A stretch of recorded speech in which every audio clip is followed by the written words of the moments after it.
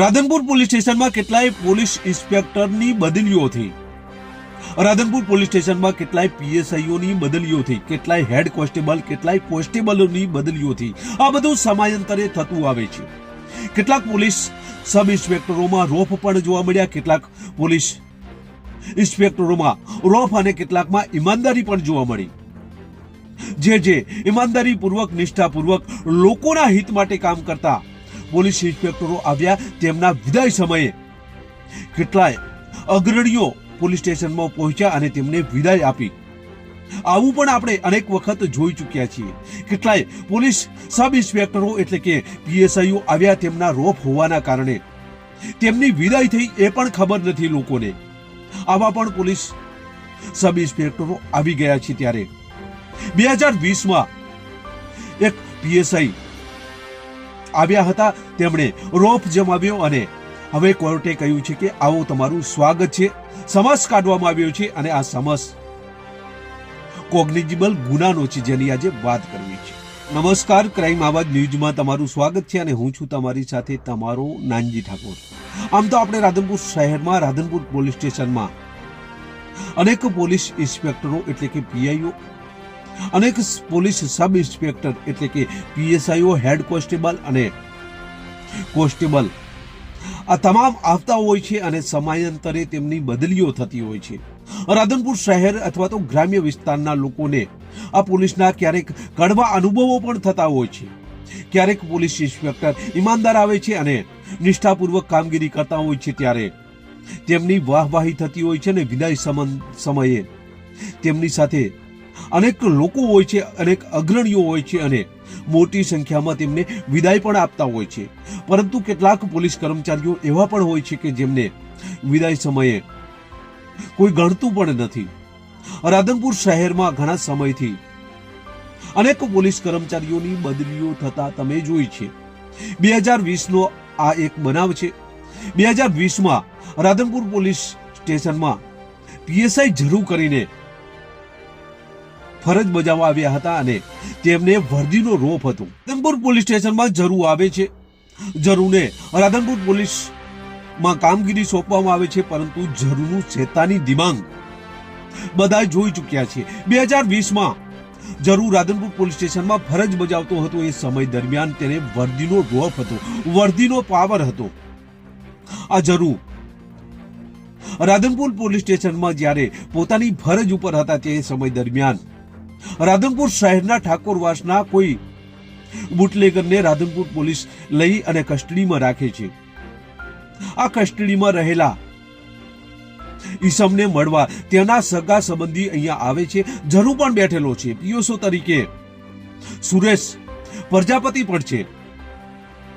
કોઈ આવતા લોકો આ જરૂરને ગમતા નથી એટલે જરૂર વર્દીનો રોફ જમાવે છે। પ્રથમ તો આ જરૂર આવેલા લોકોને ગાળો ભાંડે છે।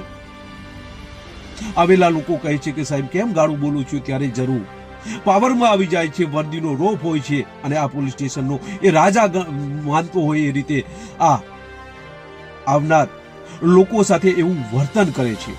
આ શેતાની દિમાગ વાળું જરૂર આ લોકોને માર મારે છે, સીસીટીવી કેમેરા રૂમમાં લઈ જાય છે, ત્યાં માર મારે છે અને માર માર્યા બાદ આજે મળવા ગયેલા ઈસમો છે એ જરૂર વિરુદ્ધ ફરિયાદ કરે। વિડીયો અમારી પાસે છે, જરૂર એમાં એવું કહી રહ્યો છે કે કોઈને પણ સીધા કરવા હોય તો એના ઘરના જે સભ્યો હોય એનું કેરિયર જેનું હોય એને જેલમાં નાખો એટલે આ બધા સુધરી જાય। જરૂરને ખબર નથી કે વર્દી પહેરી છે એટલે જે ગુનો કરે છે એને નાખવા જોઈએ। નો આ વિડીયો અમારી પાસે આવ્યો છે, તમે વિડીયો જોશો એટલે જરૂર ઉપર તમને ખીજ આવશે અને તમને એવું થશે કે ખરેખર આવા પોલીસ સબ ઇન્સ્પેક્ટરો પણ આપણા ગુજરાતમાં છે। તો આ પ્રથમ વિડીયો જોઈએ, ત્યારબાદ વધુ ચર્ચા કરીએ। અને એ લેવા કેવાય ને ખબર, એવા નિવેદન લેવાય કે જેનું ભવિષ્યમાં કરિયર હોય।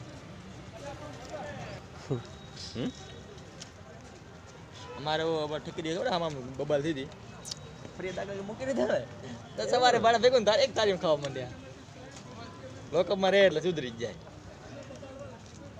અને એ લેવા કેવાય ને ખબર, એવા નિવેદન લેવાય કે જેનું ભવિષ્યમાં કરિયર હોય।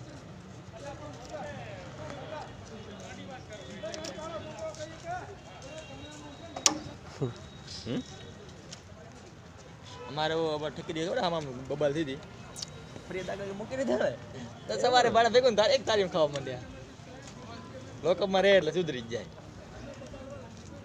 અને એ લેવા કેવાય ને ખબર એવા લેવાય કે જેનું ભવિષ્યમાં કરિયર હોય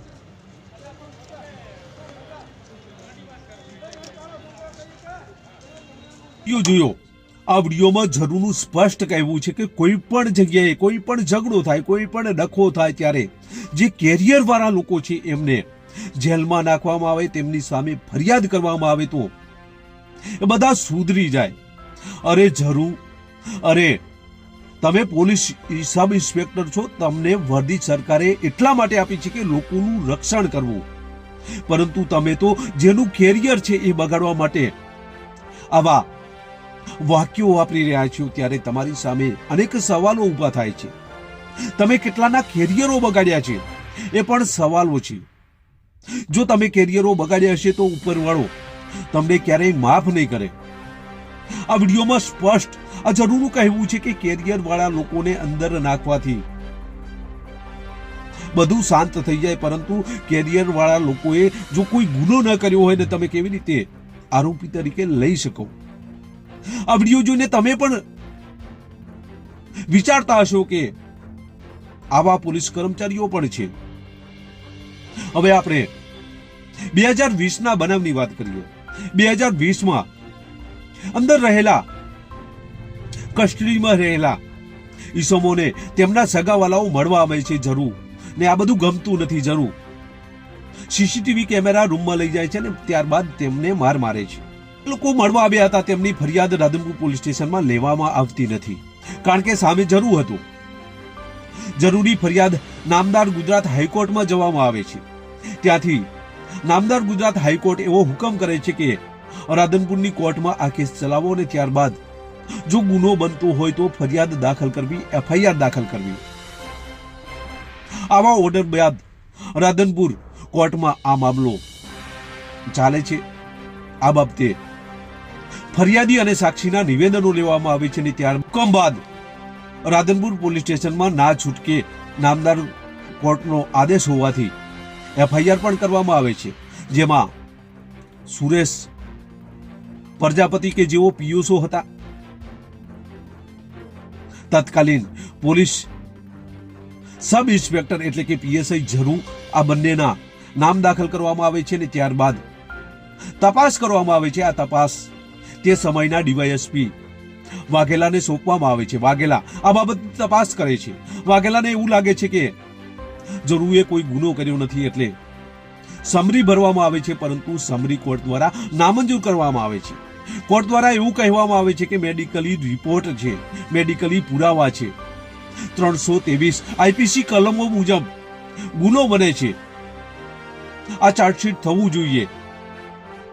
આ ચાર્જશીટમાં જે સમરી ભરે છે એ નામંજૂર કરે છે અને ત્યારબાદ સુરેશ પ્રજાપતિ અને PSI જરૂરને કોર્ટ કહે છે કે તમે આવો, તમારું સ્વાગત કરવાનું છે. તમે રાધનપુર પોલીસ સ્ટેશનમાં આવતા લોકોને કેમ માર માર્યો છે કાઢવામાં આવ્યું છે ને હવે સમસ બાદ રાધનપુર કોર્ટમાં આ બંને સામે કેસ ચાલશે. જો પુરાવા પડશે, જો સાક્ષીઓના નિવેદનો, પંચોના પુરાવા, તમામ રેકર્ડ ચકાસવામાં આવશે, આ કેસ ચાલશે અને ત્યારબાદ જો જરૂર અને સુરેશ કોઈ પુરાવા મળશે તો તેમની સામે જેમ લોકો સામે કોર્ટમાં કેસ ચાલે છે અને લોકોને સજા થાય છે એમ આ બંનેને સજા થશે. એ તો આવનાર સમય બતાવશે, પરંતુ હાલ તો કોર્ટ દ્વારા સમન્સ કાઢવામાં આવ્યું છે અને કહેવામાં આવ્યું છે કે સ્વાગત છે તમારું અમારી કોર્ટમાં, તમે લોકોને મારો છો એટલે કોર્ટમાં હવે તમે હાજર થાઓ. બસ એ જ. જો તમે અમારી ચેનલમાં નવા છો અને આવા જ લેટેસ્ટ ન્યૂઝ જોવા માંગો છો તો અમારી ચેનલને અત્યારે સબસ્ક્રાઇબ કરો, જેથી આવનાર લેટેસ્ટ ન્યૂઝ તમારા સુધી પહોંચી શકે. નમસ્કાર.